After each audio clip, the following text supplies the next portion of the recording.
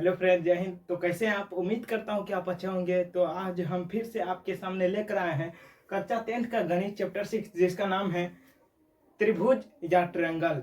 हम ज्योमेट्री पढ़ रहे थे, जिसमें हम एक्सरसाइज 1, एक्सरसाइज 6.1 और 6.2 हम खत्म कर लिए थे। हम एक्सरसाइज 6.3 पर थे, जिसमें जो है हम 11 क्वेश्चन तक जो है खत्म कर दिए थे, यानी हम उसे सॉल्व कर दिए थे। हम अब 12 यानी 12 क्वेश्चन पर है। अब 12 क्वेश्चन क्या सिद्ध करने के लिए कर रहा है, सो देखते हैं। तो प्रमाण का 4 चरण होता है। पहला दिया है, दूसरा सिद्ध करना है, तीसरा जो है रचना और चौथा प्रमाण। तो सबसे पहले हम क्वेश्चन को पढ़ते हैं। क्वेश्चन क्या करा है कि एक त्रिभुज एबीसी की भुजाएं, यानी यह जो आपको यह त्रिभुज दिख रहा है, पहले क्वेश्चन को पढ़ लेते हैं तब आपको समझाएंगे।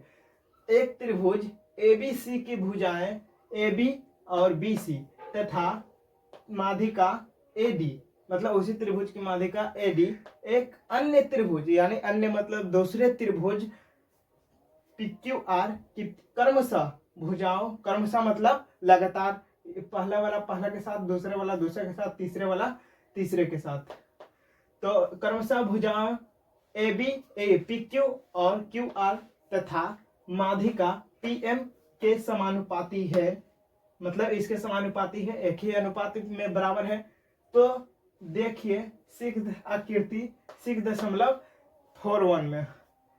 तो यह जो आकृति आपको दिख रहा है, यह 6.41 है, 41 आकृति है।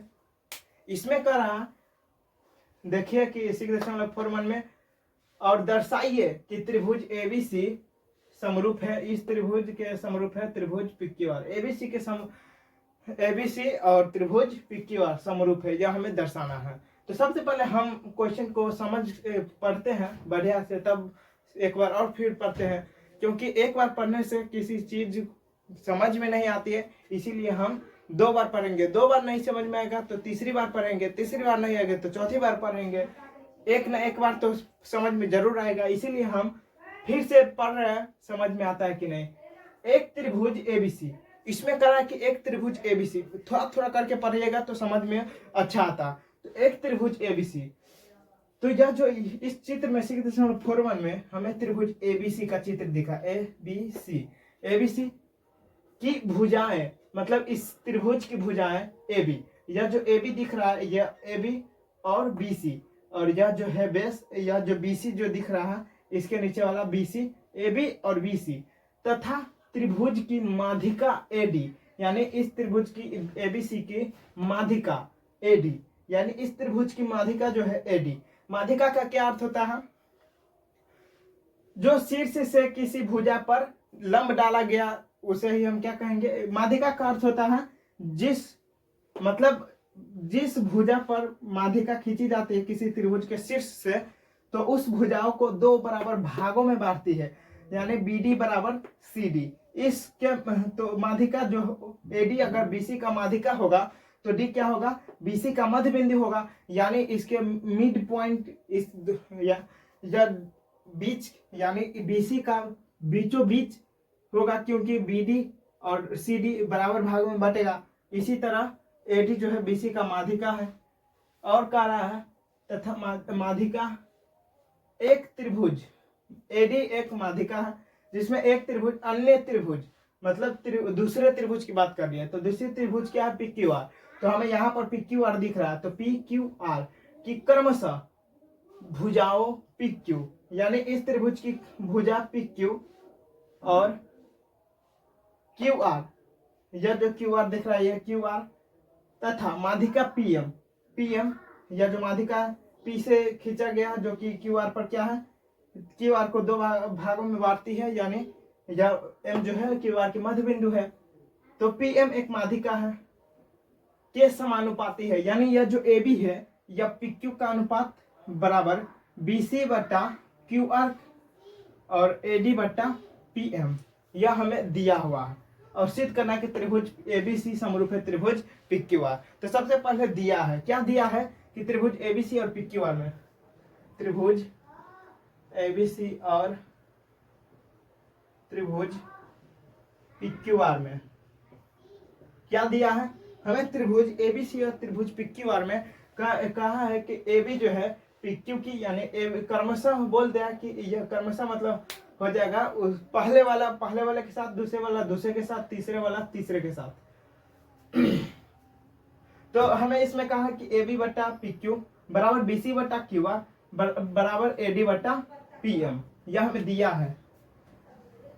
AB बटा PQ BC बटा QR बराबर AD बटा PM, यह हमें क्या दे रखा है। और साथ ही साथ यह जो है इसके मध्य बिंदु, यह तो हमें दिया ही है कि त्रिभुज ABC की भुजा मतलब त्रिभुज ABC की माध्यिका AD है, कहा गया त्रिभुज AD है, तथा त्रिभुज PQR की माध्यिका जो है PQR की माध्यिका PM है। और त्रिभुज AD त्रिभुज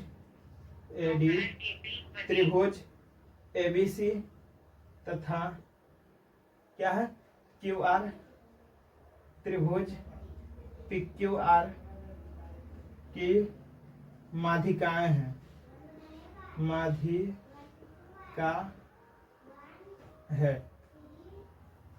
है। इतना तो हमें दिया हुआ है और हमें सिद्ध करना है। दूसरा चरण क्या होता है, सिद्ध करना। तो क्या सिद्ध करना है, तो सिद्ध करना में लिखेंगे कि सिद्ध करना है, हमें सिद्ध करना है कि त्रिभुज ABC समरूप है त्रिभुज PQR के।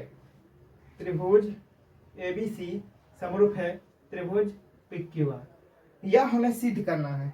अब हमें तीसरे चरण की आवश्यकता नहीं है क्योंकि जो चीज हमें चाहिए वो चीज हमें दे रखा है। तो अब हम चौथी चरण प्रमाण पर चलते हैं। तो प्रमाण या उत्पत्ति एक ही है, प्रमाण। अब प्रमाण क्या कहता सो देखिए। प्रमाण सबसे पहले क्या है कि AD ये तो बराबर दिया हुआ, हमें दिया है कि AD जो है त्रिभुज ABC की माध्यिका है।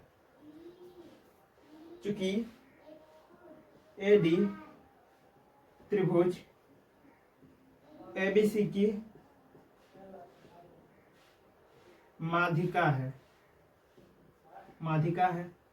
अगर माध्यिका है तो इस त्रिभुज में AD तो ABC की माध्यिका है, तो D जो होगा BC का मध्य बिंदु होगा। क्यों, क्योंकि जब D जो है BC को दो बराबर भागों में बांट रहा है, यानी BD बराबर CD, माध्यिका है तो BD बराबर CD यानी दो बराबर भागों में बांटेगा, तो इसीलिए D जो होगा त्रिभुज ABC की क्या होगी, माध्यिका होगी। इसीलिए D त्रिभुज का आगे BC का मध्य बिंदु होगा, बिंदु D, इसीलिए बिंदु D BC का मध्य बिंदु होगा, मध्य बिंदु होगा। तो इसीलिए क्या हो जाएगा, मध्य बिंदु होगा तो जितना ये होगा उतना ये होगा, तो इसीलिए BD बराबर CD बराबर क्या लिख सकते हैं, BC का हाफ। इसे हम समीकरण 1 मान लेते हैं, इसे समीकरण 1 मान लिया क्योंकि इसे हम BD बराबर CD, तो हम BC का हाफ के बराबर ये दोनों होगा, BD बराबर CD, AD BC का हाफ के बराबर होगा। अब हम दूसरा क्या है कि PM जो है त्रिभुज PQR की क्या माध्यिका है, क्योंकि PM त्रिभुज PQR की माध्यिका है। तो फिर वही बात, अगर माध्यिका है तो M क्या होगा, QR क्या भुजा QR की क्या होगी, मध्य बिंदु होगा, यह M है। तो M जो होगा QR का मध्य बिंदु होगा, क्योंकि PM जो है त्रिभुज PQR का माध्यिका है। तो जिस माध्यिका जो है जिस भुजा पर आती है, यानी माध्यिका जो है QR पर आ रही, QR पर लंब QR को दो बार भागों में बांटती है माध्यिका, तो M जो होगा QR की क्या होगी, मध्य बिंदु होगी। इसीलिए M जो होगा किसका, QR का, भुजा QR का मध्य बिंदु होगा, मध्य बिंदु होगा। तो अगर मध्य बिंदु होगा तो यह दोनों क्यू एम बटा एम आर होगा या आर एम होगा, बटा का क्यू एम बराबर आर एम होगा। क्यों? क्योंकि यह एम जो है क्यू आर की मध्य बिंदु है, तो मध्य बिंदु होगा तो इस दोनों के इस भुजा के बीचों बीच का होगा, यानी जितना ये होगा उतना ये होगा। इसीलिए क्यू एम बराबर आर एम, अब पूरा के बराबर क्या होगा, यह जो क्यू एम बराबर है आर एम, तो क्यू आर का हाफ के बराबर होगा, तो हम इसे क्यू आर बटा 2 लिख सकते हैं। इसे हम समीकरण 2 मान लेते हैं। अब हमें दिया क्या है, या तो हमें पहला जो दिया था वो हम कर लिए। अब हमें दिया है कि ए बी बटा पी क्यू बराबर है बी सी बटा क्यू आर के बराबर है ए डी बटा पी एम के। तो यहां लिखते हैं परंतु दिया है, परंतु दिया है, क्या दिया है, हमें दिया है कि ए बी बटा पी क्यू बराबर है बी सी बटा क्यू आर बराबर है ए डी बटा पी एम, ए डी बटा पी एम।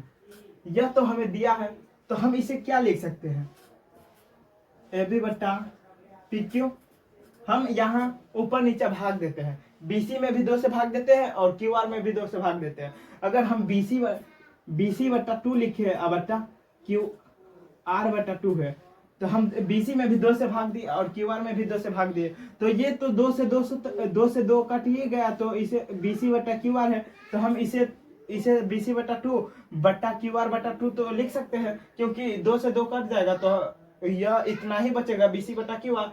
तो हम इसे ये तो लिख सकते हैं बीसी बटा 2 बटा क्यू आर बटा 2, ये तो हम लिख सकते हैं।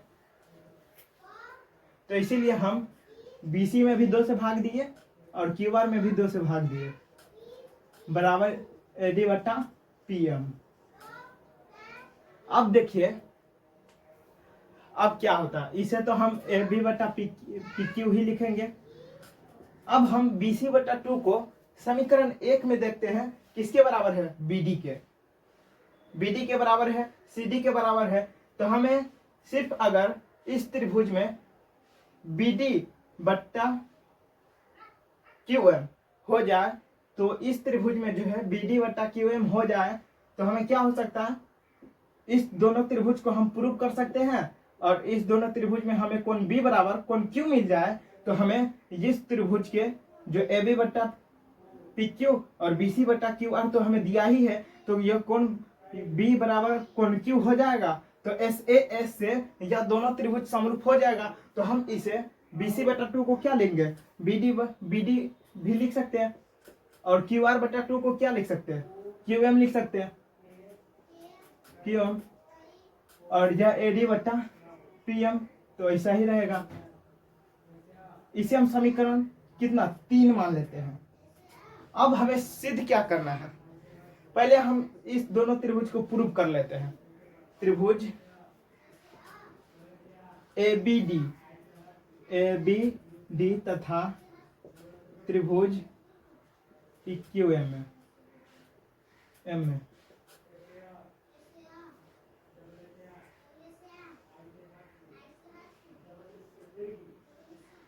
यहाँ पर है A, यहाँ पर है D, यहाँ पर है B, P M Q, जहाँ ये बराबर है ये बराबर है ये बराबर है ये, तो ये दोनों त्रिभुज समरूप हो जाएगा। AB बट्टा पी क्यू बराबर है BD बट्टा QM बराबर है AD बट्टा PM के, कैसे, समीकरण 3 से, यह है ना समीकरण 3 से। तो क्या हो जाएगा, SSS से यह दोनों त्रिभुज समरूप हो जाएगा, तो इसीलिए त्रिभुज ABD समरूप हो जाएगा त्रिभुज PQM, कैसे, SSS समरूपता से यह तो हो गया।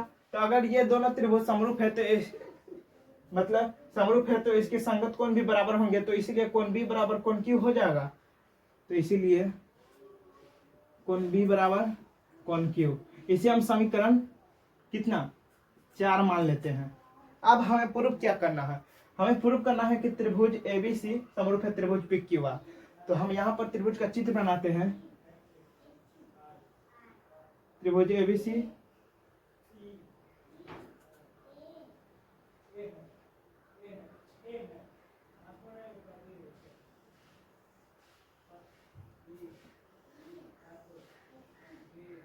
ए B C P Q are.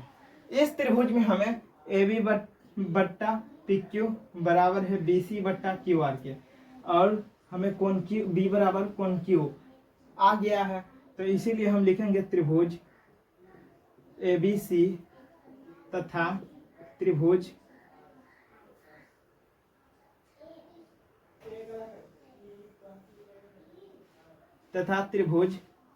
P Q are में क्या क्या है, हमें ए बी बट्टा बी सी न ए बी बट्टा पी क्यू बराबर है बी सी बट्टा क्यू आर। कैसे आप दिखाए कैसे, यहां पर देखिए दिया है क्या, हमें दिया है कि ए बी बट्टा पी क्यू बराबर है बी सी बट्टा क्यू आर बराबर है ए डी बट्टा पी एम। अगर यह तीनों आपस में बराबर है तो ए बी बट्टा पी क्यू बी सी बट्टा क्यू आर दो आपस में भी बराबर होगा, ये दोनों आपस में भी बराबर होगा। यदि तीनों आपस में बराबर है तो ये दोनों भी आपस में बराबर होगा। तो हम इसीलिए हम इसे क्या इतना तो लिख सकते हैं, कैसे दिया है इसीलिए क्या हो जाए, तथा कोण बी बराबर कोण क्यू समीकरण 4 से देखे तो समीकरण 4 से इतना तो है, तो इसीलिए क्या हो जाएगा, त्रिभुज ए बी सी समरूप हो जाएगा त्रिभुज पी क्यू आर के। कैसे, एस इस त्रिभुज की एक भुजा, दोनों त्रिभुज की एक भुजा संगत भुजा के अनुपात और इस त्रिभुज के दो भुजा संगत अनुपात बराबर है एक किसी त्रिभुज दो त्रिभुज में एक त्रिभुज के एक कोण दूसरे त्रिभुज के एक कोण के संगत रूप से बराबर हो तथा उसको अंतरित करने वाली भुजा, इसको अंतरित करने वाली भुजा ए बी और बी सी है और इसमें जो है पी क्यू और क्यू आर है, तो दोनों एक ही अनुपात में बराबर हो तो यह दोनों त्रिभुज समरूप होता है। हम यह समरूपता की कसौटी हम पिछले क्लास में जो पिछले क्लास में हम पढ़ चुके हैं, इस त्रिभुज की समरूपता की कसौटी, दो त्रिभुज की समरूप होने की कसौटी को, तो आप वहां पर भी देख सकते हैं पूर्ण और बढ़िया तरीका से। तो इसलिए क्या हो जाएगा, त्रिभुज एबीसी समरूप हो जाएगा त्रिभुज पी क्यू आर एस समरूपता से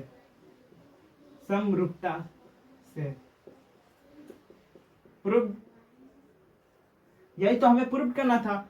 देखिए कितना आसान था, लेकिन समझने में एक बार पढ़ने में कोई समझ में नहीं आएगा। आप इसे 2 बार पढ़िए 3 बार पढ़िए तब आपको ये समझ में आएगा। और यदि आप इसे एक बार देख लिए वीडियो और फिर 2-3 बार रिवाइज कर लिए, प्रैक्टिस कर लिए, तो आपको निश्चित कहता हूं कि ये वीडियो आपको समझ में, ये क्वेश्चन आपको बेहतरीन तरीके से समझ में आएगा।